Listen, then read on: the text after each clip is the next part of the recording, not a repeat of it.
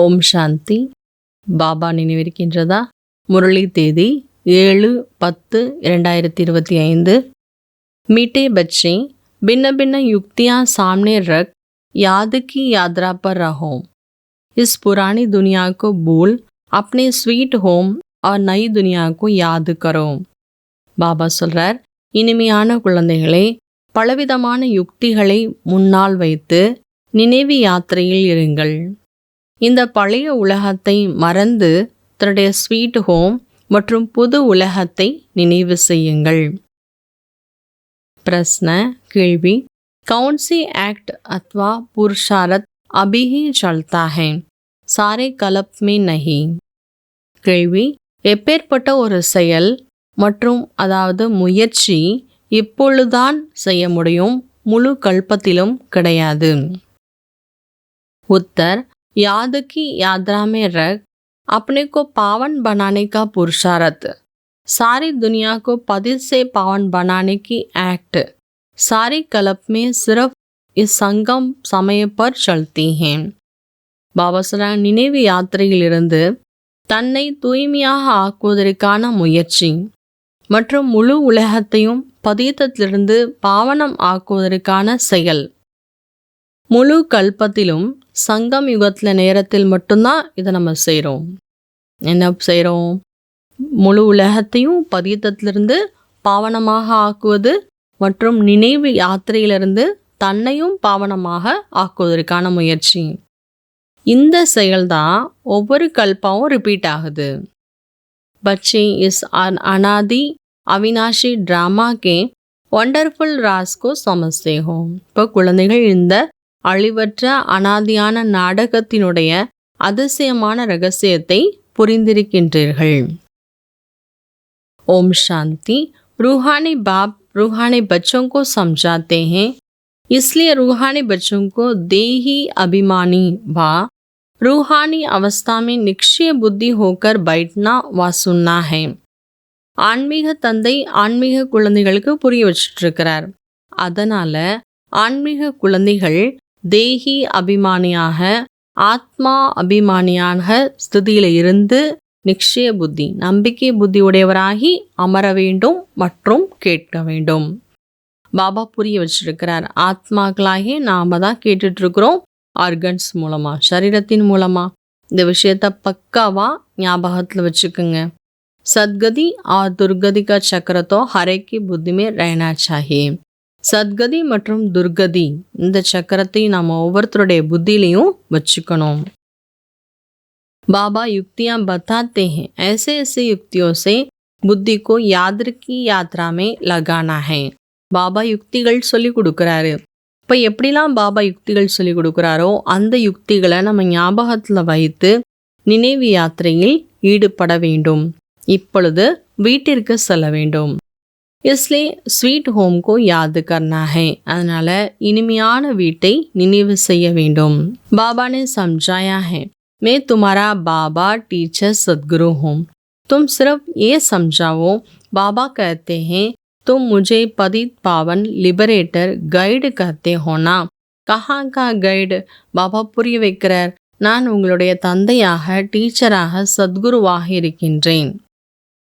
அதனால் இதை மட்டும் நீங்கள் புரிய வைங்க. பாபா சொல்கிறார், என்னைத்தான் நீங்கள் பதித்த பாவனன், லிபரேட்டர், கைடு என்றெல்லாம் சொல்கிறீங்க. அப்போ எங்கே போகிறதுக்கான கைடு? எங்கே கூட்டிகிட்டு போவார் பாபா? சாந்தி தாம் மற்றும் முக்தி தாமத்திற்கான கைடு. வஹா தக் பாபா லே ஜாக்கர் சோடைங்க. அங்கே வரைக்கும் கூட்டிகிட்டு போயிட்டு பாபா விட்டுருவார். பாபா குழந்தைகளுக்கு கற்றுக் கொடுத்து படிக்க வைத்து மலர்களாக ஆக்கி வீட்டுக்கு கூட்டிகிட்டு போய் விட்டுருவார். பாபா தவிர வேற யாராலையும் வீட்டுக்கு அழைச்சிட்டு போகவே முடியாது.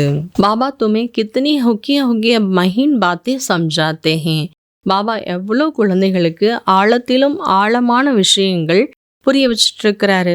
அபி கொய்வி சுன்தே தோ கஹத்தே படி வண்டர்ஃபுல் பாத்தே சம்ஜாத்தே ஹே. யாராவது இந்த விஷயங்களை கேட்டாங்கன்னா சொல்லுவாங்க, அப்பா அதிசயமான விஷயங்கள்லாம் புரிய வைக்கிறீங்கன்னு சொல்லுவாங்க. ஆத்மா கியா ஹே ஓ அபி சம்ஜா ஹே. ஆத்மான என்ன என்பதை நாம புரிஞ்சுட்டு இருக்கிறோம். शरीर को तो सब समझते हैं. डॉक्टर लोग मनुष्य के हार्ट को निकाल बाहर रखते हैं फिर डाल देते हैं, परंतु आत्मा का किसको पता नहीं है। பாபா சொல்றாங்க, பாருங்க அதிசயமான விஷயம். சரீரத்தை தான் எல்லாரும் சரீரம் நினைக்கிறாங்க. ஆனா பாருங்க, டாக்டர்ஸ் வந்து மனிதர்களுடைய ஹார்ட்டவே எடுத்து வச்சுட்டு திரும்ப தூக்கி வைக்கிறாங்க, திரும்ப மாத்தி கூட வைக்கிறாங்க. ஆனா ஆத்மாவை பத்தி யாருக்குமே தெரியாது. ஆத்மா, தூய்மையற்ற ஆத்மா எப்படி தூய்மையாக ஆகணும் என்பதும் யாருக்குமே தெரியல. हर चीज ऐसी होती है, तुम बच्चों को ये भूलना नहीं चाहिए. பாபா சொல்றாங்க, ஒவ்வொரு பொருட்களும் இப்போ தூய்மையற்றதாக ஆயிடுச்சு. குழந்தைகள் ஒருபோதும் பாபாவை மறந்து விடக்கூடாது. ஏன்னா முக்கியமான லட்சியமே பாபாவை நினைக்கணும், அதன் மூலமா நம்மை தூய்மையாக ஆக்கி கொள்ள வேண்டும்.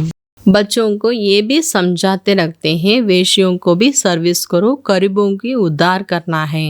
பாபா குழந்தைகளுக்கு இதையும் புரிய வைக்கிறார். வேஷிகளுக்கும் சேவா பண்ணுங்க, ஏழைகளையும் முன்னேற வைக்கணும், அதற்கான சேவா பண்ணுங்க. बाबा को रत्त दिया है, जैसा तुम वैसे हम पढ़ रहे हैं, फिर रत्त बाबा को लोन पर दिया है. இப்படி பாருங்க, பாபா சரீரத்தை கொடுத்துருக்கிறார், ரத்தத்தை வந்து கொடுத்துட்டாரு. இப்படி நம்ம ஆத்மாக்கள் சரீரத்தின் மூலமா படிச்சுட்டு இருக்கிறோம். அதே போல பாபா கூட சரீரத்தை பாபாவுக்கு லோனா வந்து கொடுத்துட்டாரு. நம்ம தெரிஞ்சிட்டு இருக்கோம், நாம முயற்சி செய்துட்டு இருக்கிறோம். तीसरा नेत्र आत्मा को मिलता है, हम आत्मा पढ़कर नॉलेज सुन देवता बन रहे हैं, फिर सो राजाओं को राजा बनेंगे. நம்ம ஆத்மாக்கள் படிச்சு தேவதாவாக ஆகிட்டு இருக்கிறோம். ராஜாவுகளுக்கெல்லாம் ராஜாக்களாக ஆகிறோம். शिव बाबा कहते हैं, मैं तुमको डबल सिरदास बनाता हूँ. शिव बाबा சொல்றார், நான் உங்களை டபுள் கிரீடதாரியாக ஆக்குகின்றேன். स्वदर्शन चक्र को भी याद करना है, पुरानी दुनिया को बुद्धि से भूलना है. अच्छा, சிருஷ்டி சக்கரத்தையும் நினைவு செய்ய வேண்டும், பழைய உலகத்தை புத்தியினால் மறந்து விட வேண்டும். धारणा के लिए मुख्य सार, धारणेக்காக முக்கியமான விஷயம். बुद्धि में रहे, अब हमारे लिए नई स्थापना हो रही है. புத்தியில் இருக்க வேண்டும், இப்பொழுது எனக்காக புதிய ஸ்தாபனை என்பது ஏற்பட்டு கொண்டிருக்கின்றது. ये दुख की पुरानी दुनिया खत्म हुई है, ये दुनिया बिल्कुल पसंद नहीं आनी चाहिए. இந்த துக்கமான பழைய உலகம் அழிந்து விட்டது, இந்த உலகத்தை முற்றிலும் விரும்பவே கூடாது. सेकेंड पॉइंट, जैसे बाबा ने अपना सब कुछ एक्सचेंज कर दिया तो புத்தி कहाँ जाती नहीं. எப்படி பாபா தன்னுடையது அனைத்தையுமே எக்ஸ்சேஞ்ச் பண்ணிட்டார், அதனால அவருடைய புத்தி எங்கேயுமே போய் மாட்டிக்கல. அந்த மாதிரி பாபாவை பின்பற்றுங்கள். दिल में बस यही चाहना रहे कि हम मनुष्य को देवता बनाने की सेवा करें, ये विशालय को शिवालय बनाएं. அந்தளவுக்கு பாபா நம்ம ஃபாலோ பண்ணோம். நம்முடைய உள்ளத்தில் இந்த ஒரு விருப்பம் மட்டும்தான் இருக்கணும், நான் மனிதர்களை தேவதா ஆக்கக்கூடிய சேவா பண்ணும், வேஷ்யாலயத்தை சிவாலயமாக ஆக்க வேண்டும். वरदान, देह अभिमान के रायल रूप को भी समाप्त करने वाले साक्षी और दृष्टा भव.